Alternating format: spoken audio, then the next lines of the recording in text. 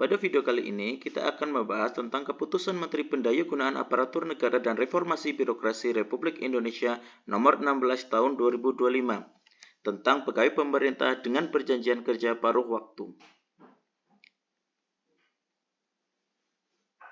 Dalam aturan terbaru per tanggal 13 Januari 2025 ini, di sini memutuskan menetapkan Keputusan Menteri Pendayagunaan Aparatur Negara dan Reformasi Birokrasi tentang pegawai pemerintah dengan perjanjian kerja paruh waktu.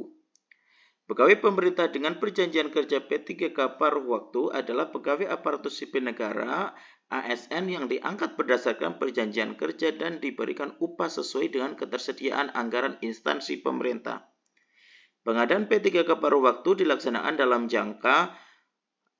dalam rangka penyelesaian penataan pegawai non-ASN, pemenuhan kebutuhan ASN di lingkungan instansi pemerintah, memperjelas status pegawai non-ASN untuk mengisi jabatan ASN, dan peningkatan kualitas pelayanan Republik untuk mendukung kelancaran pelaksanaan tugas dan pelayanan kepada masyarakat. Pengadaan P3K paruh waktu dilaksanakan untuk mengisi kebutuhan pada jabatan sebagai berikut: guru dan tenaga kependidikan, tenaga kesehatan, tenaga teknis, pengelola umum operasional, operator layanan operasional, pengelola layanan operasional, atau penata layanan operasional. Pengadaan P3K paruh waktu dilakukan berdasarkan hasil seleksi ASN tahun anggaran 2024. Pengadaan P3K paruh waktu dilaksanakan bagi pegawai non-ASN yang terdaftar dalam pangkalan data atau database, pegawai non-ASN Badan Kepegawaian Negara BKN dengan ketentuan sebagai berikut.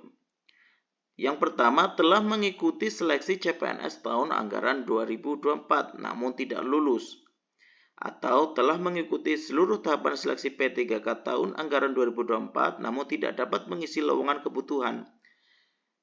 Status kepegawaian P3K paruh waktu ditetapkan sebagai pegawai pada instansi pemerintah dan diberikan nomor induk P3K atau nomor identitas pegawai ASN.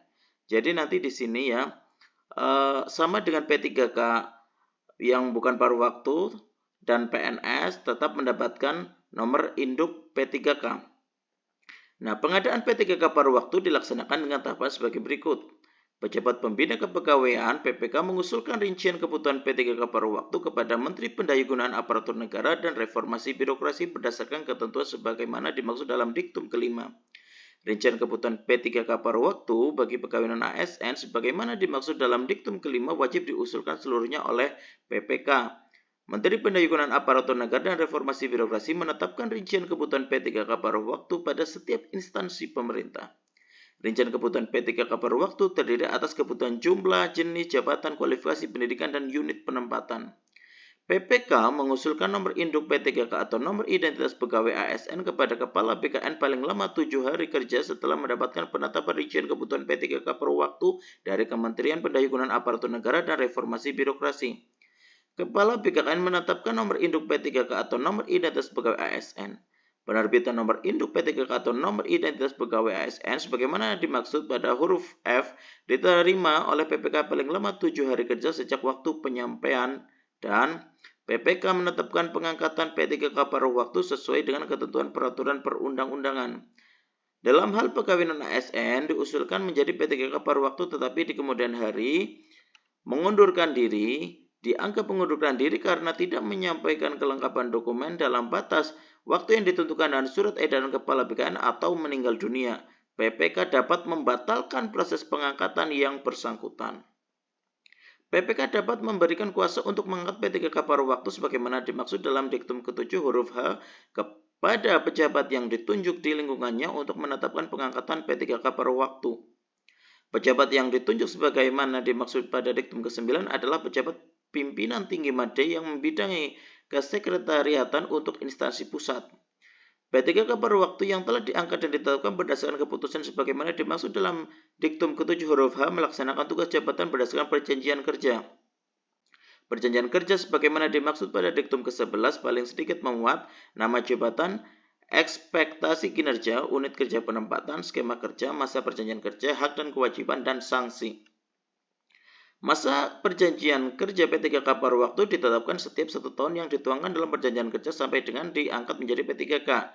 PPK menetapkan jangka waktu bekerja dan jam kerja P3K per waktu sesuai dengan ketersediaan anggaran dan karakteristik pekerjaan. Keputusan pengangkatan sebagaimana dimaksud dalam diktum ketujuh huruf H dijadikan sebagai dasar dimulainya masa penjajahan kerja P3K paruh waktu dan instansi pemerintah. P3K paruh waktu melakukan perencanaan kinerja untuk menyusun sasaran kinerja pegawai atau SKP sesuai target dalam perjanjian kerja. Evaluasi kinerja triwulan dan tahunan P3K paruh waktu dilakukan berdasarkan capaian kinerja organisasi.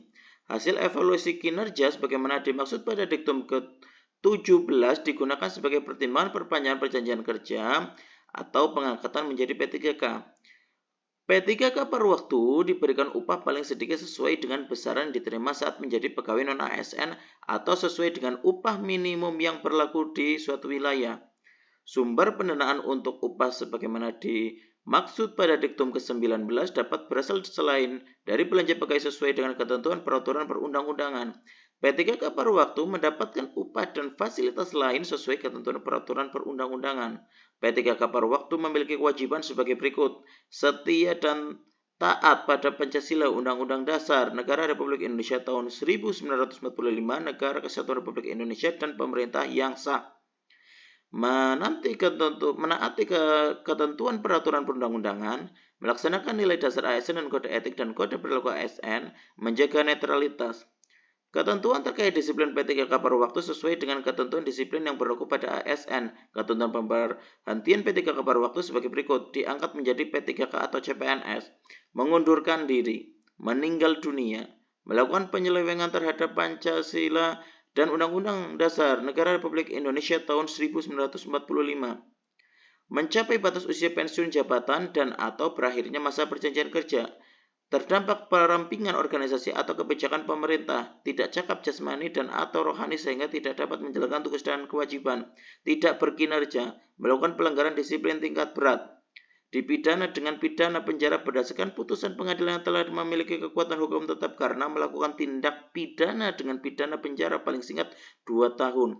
Dipidana dengan pidana penjara atau kurungan berdasarkan putusan pengadilan yang telah memiliki kekuatan hukum tetap karena melakukan tindak pidana kejahatan jabatan atau tindak pidana kejahatan yang ada hubungannya dengan jabatan dan atau menjadi anggota dan atau pengurus partai politik. Dalam hal P3K paruh waktu mengajukan pindah instansi yang bersangkutan dinyatakan mengundurkan diri. Dalam hal terjadi perubahan organisasi pemerintah, P3K paruh waktu yang kompetensinya masih dibutuhkan dan perjanjian kerja yang bersangkutan belum berakhir, maka akan dipindahkan di unit yang membutuhkan sesuai dengan kompetensinya. Pengangkatan P3K paruh waktu hanya dilakukan untuk penataan pegawai non-ASN melalui pengadaan ASN tahun anggaran 2024. PPK dapat mengusulkan pengangkatan P3K paruh waktu menjadi PPPK atau P3K berdasarkan pertimbangan ketersediaan anggaran dan hasil penilaian atau evaluasi kinerja. Pengangkatan sebagaimana dimaksud pada diktum ke-28 dilakukan dengan tahapan sebagai berikut. PPK mengusulkan rincian kebutuhan P3K kepada Menteri Pendahuluan Aparatur Negara dan Reformasi Birokrasi. Menteri Pendahuluan Aparatur Negara dan Reformasi Birokrasi menetapkan rincian kebutuhan P3K pada setiap instansi pemerintah. Rincian kebutuhan P3K terdiri atas kebutuhan jumlah jenis jabatan kualifikasi pendidikan dan unit penempatan. PPK mengusulkan perubahan status P3K paruh waktu menjadi P3K kepada Kepala BKN paling lambat 7 hari kerja setelah mendapatkan penetapan rincian kebutuhan P3K dari Menteri Pendahuluan Aparatur Negara dan Reformasi Birokrasi.